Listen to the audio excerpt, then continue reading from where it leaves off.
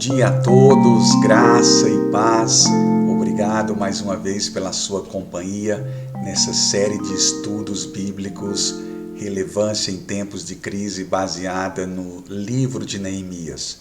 Hoje nós chegamos à última aula, a aula número 17, que tem o título O Desafio da Preservação da Liberdade. O capítulo que é base para esta aula é o capítulo número 13.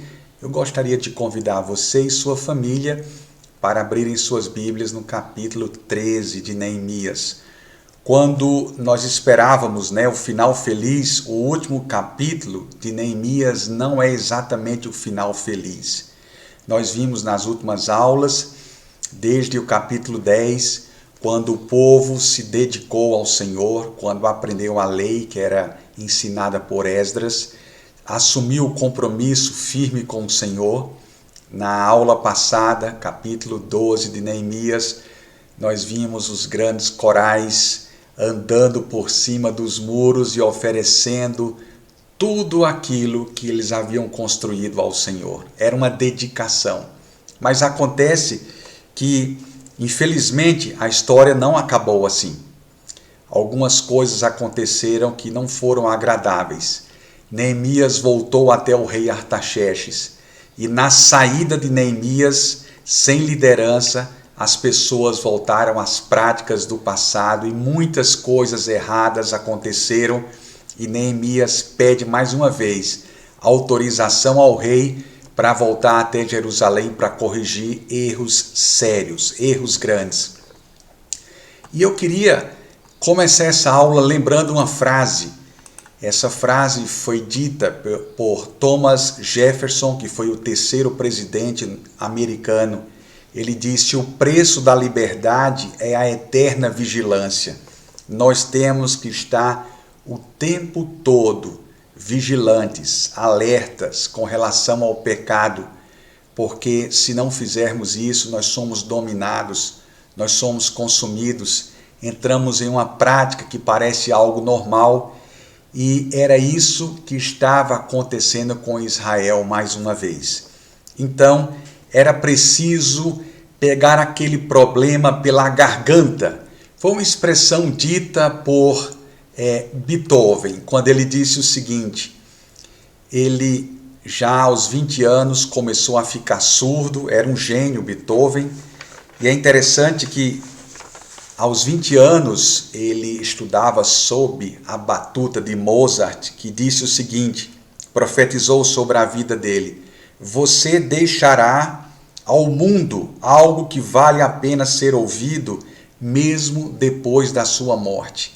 Ele foi um gênio na música, muitas composições, 9 sinfonias, 5 concertos e muitas sonatas e peças para violino e para piano. Aos 20 anos, Beethoven começou a ficar surdo. Aos 50 anos, ele já estava completamente surdo e queria fazer mais um concerto. Ele disse o seguinte: vou agarrar a vida pela garganta, porque eu quero fazer mais um concerto. Ele chegou a fazer, embora não tenha sido o sucesso tão esperado por ele e pelas pessoas, e veio a falecer aos 57 anos de idade. O que eu quero dizer com isso hoje pela manhã? Que existem problemas na nossa vida que nós temos que agarrar pela garganta e resolver de uma vez por todas.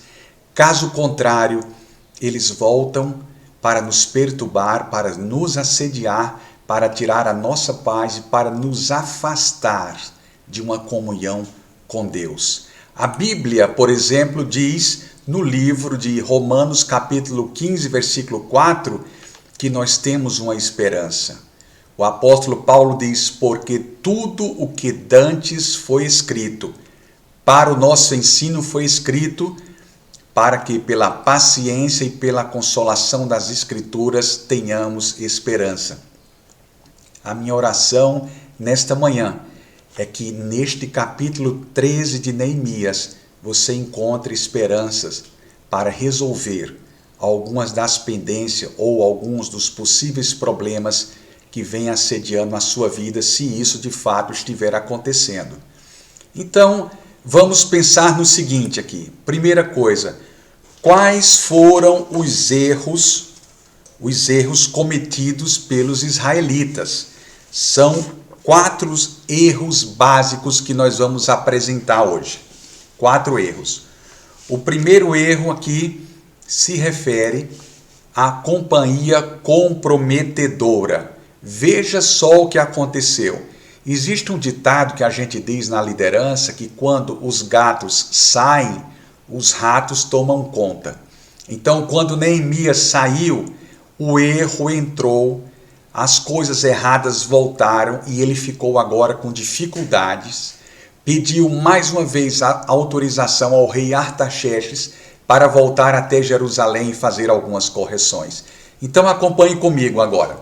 Primeira coisa, essa companhia comprometedora no versículo 4.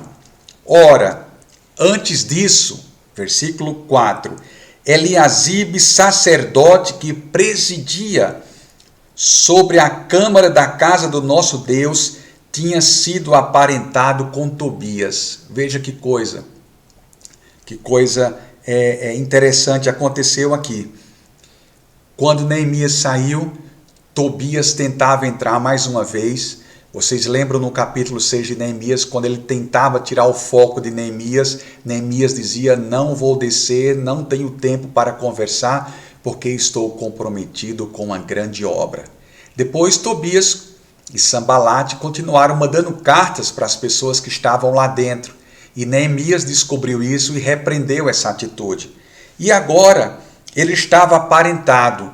Houve o casamento misto, que eu vou mencionar um pouco mais na frente, mas a Bíblia disse que o sumo sacerdote, ou digo, o sacerdote Eliasibe, melhor dizendo, ele colocou Tobias dentro da casa de Deus, exatamente na câmara onde eram guardados os utensílios que eram consagrados a Deus, e ele tirou os utensílios, tirou os mantimentos que ele recebiam como dízimo e colocou Tobias para morar dentro da casa de Deus. E a Bíblia diz no versículo 5, e fizeram-lhe uma grande câmara onde dantes se depositavam as ofertas de alimentos, o incenso, os utensílios e dízimos do grão, do mosto e do azeite. E olha o que a Bíblia diz. Mas durante tudo isso não estava eu não estava em Jerusalém, Neemias dizendo, ele tinha voltado até o rei Artaxerxes. Porque no ano 32 de Artaxerxes, rei da Babilônia, fui ter com o rei, mas após alguns dias tornei a alcançar licença do rei. Quando ele ouviu que as coisas não estavam funcionando bem, ele pede a segunda autorização e o rei concede. E ele disse, voltando, versículo 7, a Jerusalém, compreendi o mal que Eliasibe fizera para Tobias, fazendo-lhe uma câmara nos pátios da casa de Deus. Foi um mal muito grande. O que me desagradou, disse Neemias, de sorte que lancei todos os móveis da casa de Tobias para fora. Ele tirou tudo. Tirou todos os móveis de Tobias, expulsou Tobias do templo, porque Tobias era o arqui-inimigo do povo de Deus. Era aquele que muitas vezes representa hoje o incrédulo rebelde ou o cristão carnal que tenta frustrar a obra de Deus. Ele tirou tudo, fez uma grande faxina. Ele não queria nem o cheiro de Tobias lá dentro, porque ele era um opositor quando Deus estava orientando a todos a construírem os muros de Jerusalém. E agora Eliasibe, como sacerdote, como um dos maiorais, ele recebe Tobias e faz uma casa para ele exatamente onde era guardado as coisas sagradas. Veja o que aconteceu. E ordenando eu, purificaram-se as câmaras e tornei a trazer para ali os utensílios da casa de Deus, como as ofertas de alimento e o incenso. Ele fez uma grande mudança, ele fez uma faxina. Neemias ficou indignado com aquela atitude e mandou lançar fora todos os móveis de Tobias, fora do templo, e expulsou Tobias ali de Jerusalém. Depois ele purificou o lugar.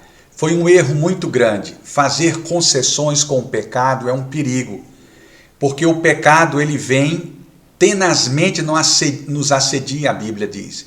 E ele vai nos dominando e nós precisamos ter uma ação, uma reação enquanto é tempo, não esperar que ele não nos domine. A Bíblia diz em Romanos, no capítulo 12, versículo 9, detestai o mal e apegai-vos ao bem. Significa que nós devemos detestar, significa lançar fora o mal, e devemos ter uma atitude para substituir, apegai-vos ao bem. É isso que a Bíblia nos ensina. E ali o sacerdote estava aparentado com Tobias. Nós vamos entender mais na frente que Tobias e Sambalate começaram a colocar os seus filhos para casar com os filhos de Israel e entrava o casamento misto. Eles perdiam o interesse pelo hebraico e não sabia mais ler o Torá, que era o livro escrito para os judeus naquela época. Então vem o segundo erro. O segundo erro cometido foi o fiasco financeiro. Vocês vão encontrar dos versículos 10 a 14. Naqueles dias as pessoas serviam nos templos, os cantores, mas eles não estavam recebendo mantimento quando Neemias saiu. Então os levitas se afastaram de Jerusalém. Olha que grande erro foi esse aqui. Versículo 10. Também entendi que os quinhões dos levitas não se lhes davam. Eles não recebiam, porque os levitas eram sustentados pelos dízimos que eram levados até o templo.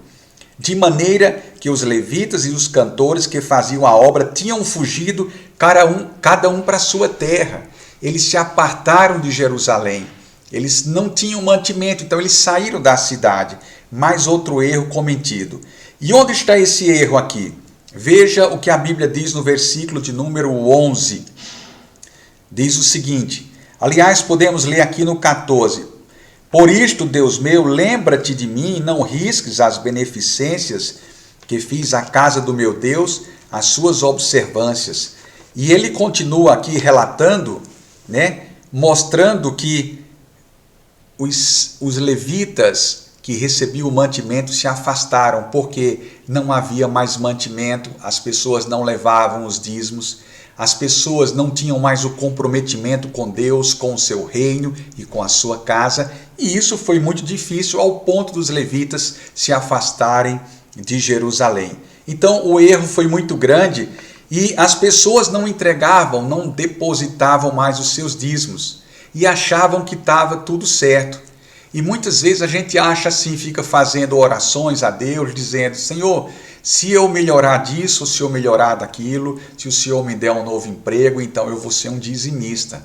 A gente espera a atuação de Deus para a gente começar a agir, quando nós deveríamos dar o primeiro passo. A Bíblia diz no livro de Provérbios, capítulo 28, versículo 9, aquele que desvia os seus ouvidos de ouvir a lei até a sua oração é abominável. Nós precisamos fazer as coisas certas, tem que combater o erro. Como disse o presidente americano Thomas Jefferson, o preço da liberdade é a eterna vigilância. Temos que estar vigilantes o tempo todo.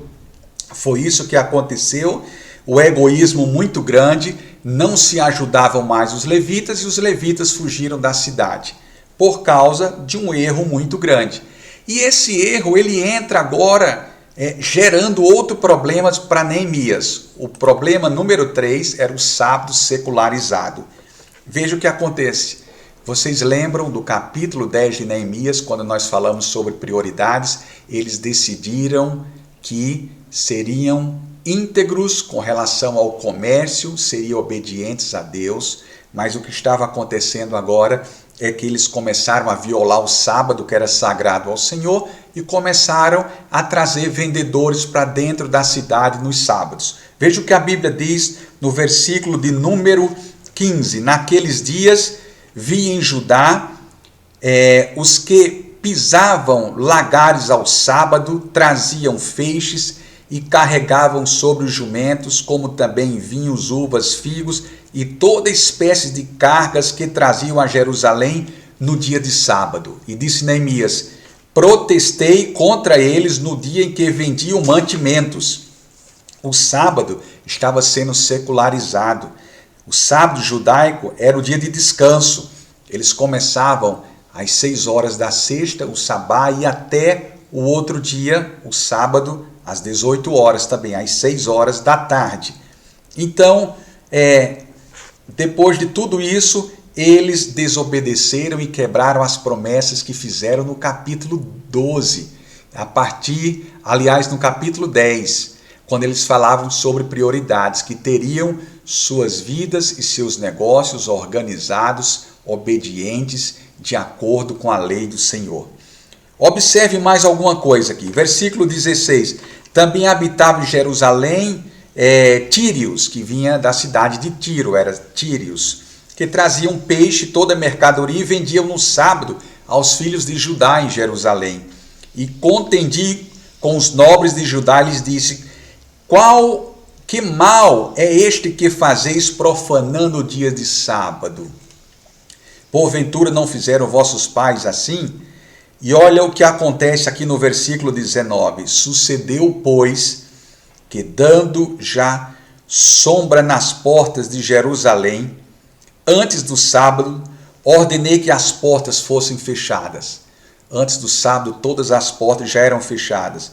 E mandei que não abrisse até passado o sábado. Ele não permitiu, Neemias não permitiu que as portas fossem abertas nos sábados, para que não houvesse comércio em Jerusalém. E pus as portas a alguns dos meus servos, para que nenhuma carga entrasse no dia de sábado. Veja que coisa interessante. Então os negociantes e os vendedores e toda a mercadoria passaram a noite fora de Jerusalém 1 ou 2 vezes. Depois que eles fizeram isso, esperando que as portas fossem abertas, e não conseguiram, Neemias foi falar com aquele povo. Olha o que Neemias diz: protestei, pois, contra eles e lhe disse: por que passais a noite defronte dos muros? Se outra vez o fizerdes, hei de lançar mão de vós. Ele deixou o recado simples: lançar mão de vós. Vocês serão afligidos por causa da desobediência. Não vamos abrir a porta. Não voltem mais aqui. Lançarei mão de vós. Ele estava pronto até consumir e destruir aqueles homens. E sabe o que aconteceu? A Bíblia diz: daquele tempo em diante, não vieram mais no sábado. Houve um respeito, porque eles estavam secularizando o sábado. Eles vinham para fazer negócios em Jerusalém, para vender e ao mesmo tempo para tirar os judeus dos princípios do momento de meditação, de consagração e de devoção ao Senhor. Foi um erro muito difícil e, como disse Beethoven, naquele momento, mais uma vez Neemias pegou o problema pela garganta para resolver de uma vez por todas. Existem problemas na nossa vida que, se nós não pegarmos pela garganta para resolver, ele fica nos afligindo o tempo todo. Então temos que tomar uma posição firme. Caso contrário, nós seremos consumidos. Por último, quarto erro, a desobediência doméstica. Veja no versículo 23. Vi também naqueles dias judeus que tinham se casado com as mulheres asdoditas, amonitas e moabitas, e seus filhos falavam meio asdodita e não podia falar judaico, sendo a língua de cada povo.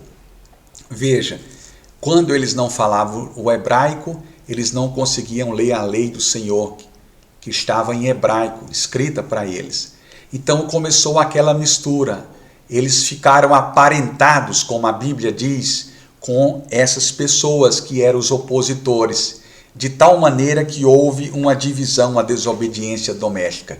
Mais uma vez, Neemias pega o problema pela garganta, porque vocês lembram no capítulo 12, quando eles juraram diante de Deus, diante de Esdras e diante dos sacerdotes, que jamais eles violariam os mandamentos do Senhor e que os seus lares e as suas famílias seriam lares distintos, porque eles queriam agradar a Deus, não se misturando com outros povos.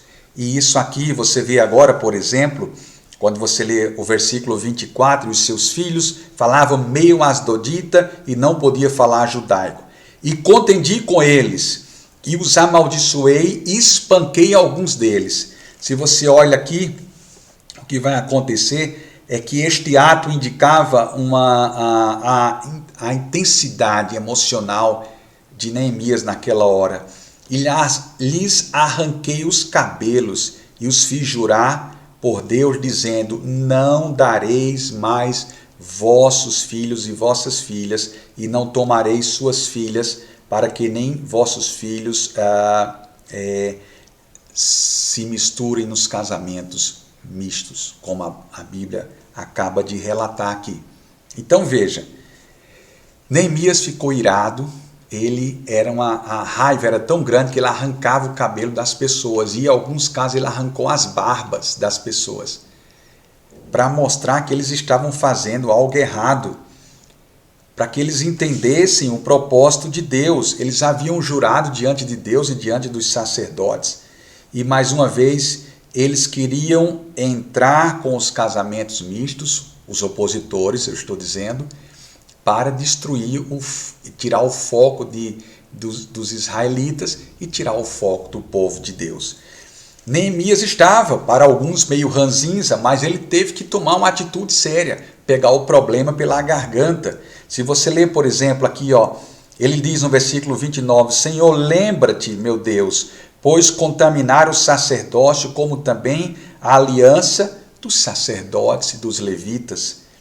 E ele, no versículo 31, que é o último versículo do livro de Neemias, como também para com as ofertas de lenha em tempos determinados e para com as primícias, lembra-te de mim, ó Deus, lembra-te, meu Deus, para o bem. Ele pediu que Deus se lembrasse dele, de todo o esforço, de toda a dedicação para que aquelas coisas funcionassem bem. Então, 4 erros graves que nós precisamos entender, que quando não corrigimos um erro ou um pecado na nossa vida, nós vamos tornar este um pecado de estimação que a gente fica com medo de perder.